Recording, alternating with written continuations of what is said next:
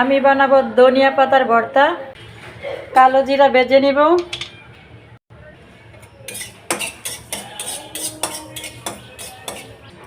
দিব কয়েক কোয়া রসুন, পেঁয়াজ কুচি, পেঁয়াজ রসুন বাদামি কালারের হয়ে আসলে দিয়ে দেব ধনিয়া পাতা,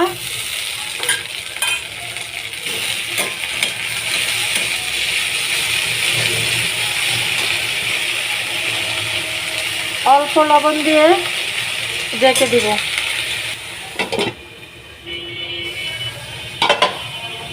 তিন চারটা কাঁচামরিচ দিয়ে দিলাম।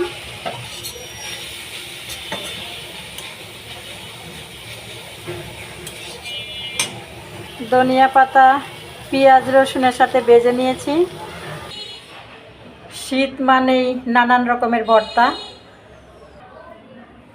ভাজা ধনিয়া পাতার সাথে আমি কিছু কাঁচা পাতা দিয়ে দিব, এতে ভর্তার গন্ধটা খুব ভালো আসে। আমি 3টে শুকনো মরিচ ভেজে নিয়েছি।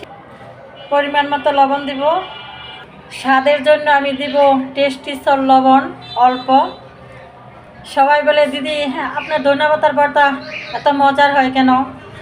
এই তো আমি টেস্টি সল্ট লবণ দিয়েছি।